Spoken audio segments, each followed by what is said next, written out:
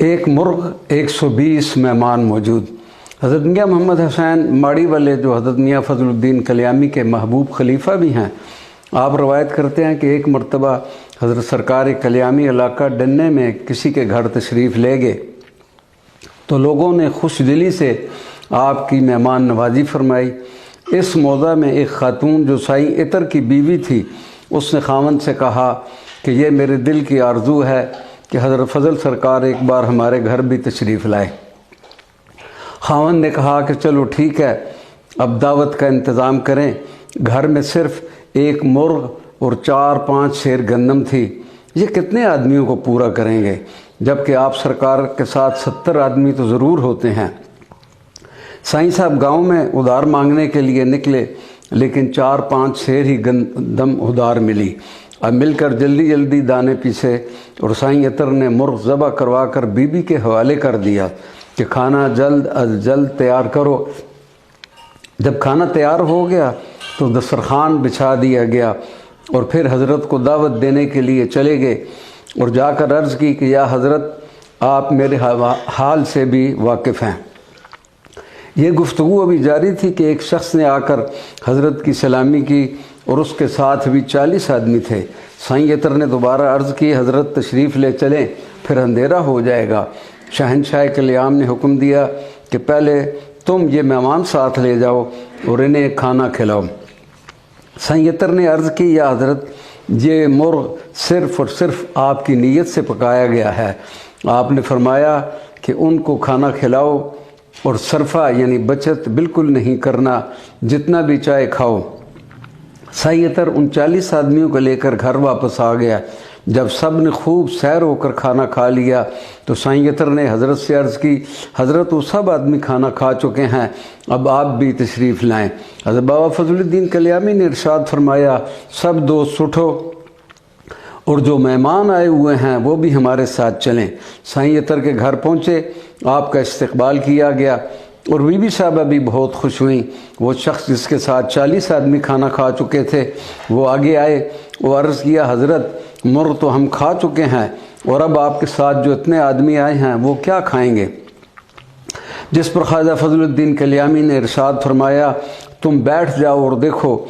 तुरंत जवाब साबर ने दिता, बै के तक तमाशा, रोटी खा के हाल सुनासा, रत्ती घट नमाशा। अब हिसाब लगाएं कि पहले आए हुए 40 और बाद में 80 लोगों ने खाना खाया।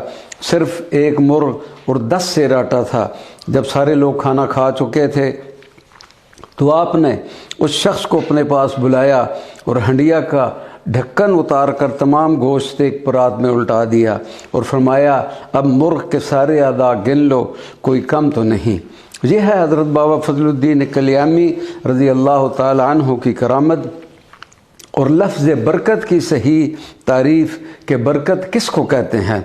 सैयद मुअज़्ज़म शाह झलियारी की तदफ़ीन का वाक़या।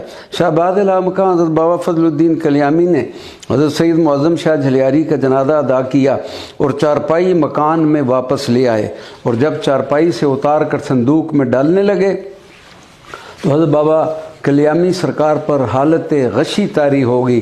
तन मुबारक के कपड़े भी टुकड़े टुकड़े कर दिए। इसी असना में संदूक उठा लिया गया। कब्र मुबारक के दहाने रख कर दफनाने की कोशिश की तो कब्र के किनारे तंग नज़र आने लगे। कब्र तंग और संदूक बड़ी, नीचे कैसे जाती। संदूक मुबारक को पीछे करके कब्र मुबारक के किनारे फिर काटे गए। तमाम किनारे थोड़े थोड़े काट कर कब्र साफ़ कर दी गई। संदूक को दोबारा उठा कर कब्र पर ले गए। कब्र के किनारे फिर पहले से ज़्यादा तंग हो गए। अब फिर ज़ोर ज़ोर से थोड़े ज़्यादा किनारे काट दिए गए।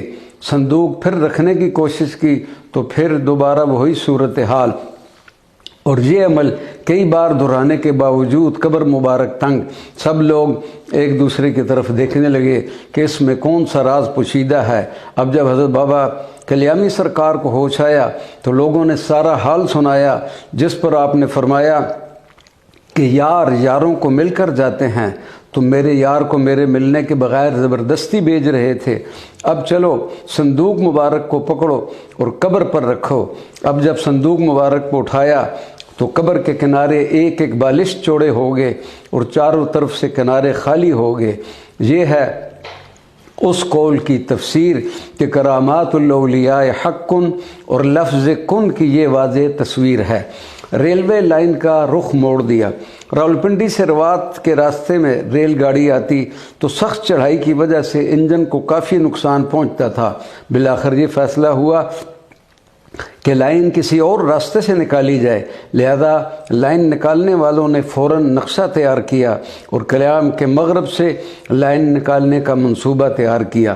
کلیام شریف کے تمام لوگ اکٹھے ہو کر سرکار کلیام کے در پر حاضر ہوئے اور فریاد کرنے لگے کہ حضرت ہماری زمین پہلے ہی تھوڑی ہے، اب اگر یہاں سے لائن گزرے گی تو ہم ویران ہو جائیں گے اور ہمارا گزارا کیسے ہوگا، ہمارے اہل و عیال بھوکے رہیں گے۔ یا حضرت یہ سب کچھ آپ کے ہاتھ میں ہے، ہمیں یقین کامل ہے کہ موجودہ ریلوے لائن کا نیا سروے ٹال دینے کی آپ میں طاقت ہے۔ حضرت بابا فضل الدین کلیامی نے ارشاد فرمایا کہ نبی پاک صلی اللہ علیہ وسلم نے اس نئے راستے کی مثلیں تصدیق کر کے منظوری دے دی ہے، اب وہاں میری پیش نہیں چلتی، اب برداشت کریں۔ تب وہ پریشانی کے عالم میں پیٹنے لگے اور کہنے لگے کہ یا حضرت قلم آپ کے ہاتھ میں ہے، آپ جو چاہیں کر سکتے ہیں۔ جس پر قبلہ عالم سرکار کلیامی نے فرمایا کہ اب یہاں سے چلے جاؤ، میں انشاءاللہ کل جواب دوں گا۔ تمام لوگ چلے گئے اور دوسرے دن صبح سویرے اٹھ کر جناب کی کچہری میں پیش ہو گئے۔ شہنشاہ کلیام نے ارشاد فرمایا کہ نبی پاک صلی اللہ علیہ وسلم کی کچہری پاک میں جمع شدہ کاغذات دوبارہ نکلوائے اور اس راستے کے نقشے نامنظور کروا دیے ہیں۔ ریلوے لائن بدستور اسی پرانے نقشے پر قائم رہے گی۔ قارئین کرام، آپ اس عمر سے بخوبی اندازہ لگا سکتے ہیں کہ کس حد تک سرکار کلیامی رضی اللہ تعالی عنہ کو بارگاہ نبوت میں رسائی کا شرف حاصل تھا۔ سبحان اللہ و بحمدہ سبحان اللہ العظیم۔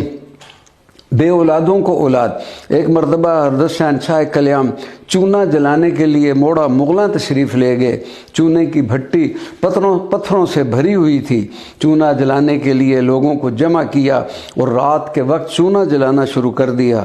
لوگوں میں تو کچھ مزدور تھے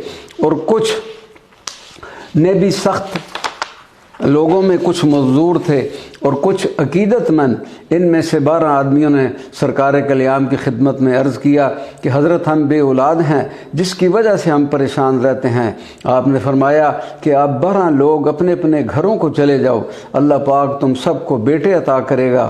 اور پھر آپ کی زبان درفشاں سے نکلا ہوا قول پورا ہوا اور آپ کی یہ کرامت موڑا مغلا میں آج بھی مشہور ہے۔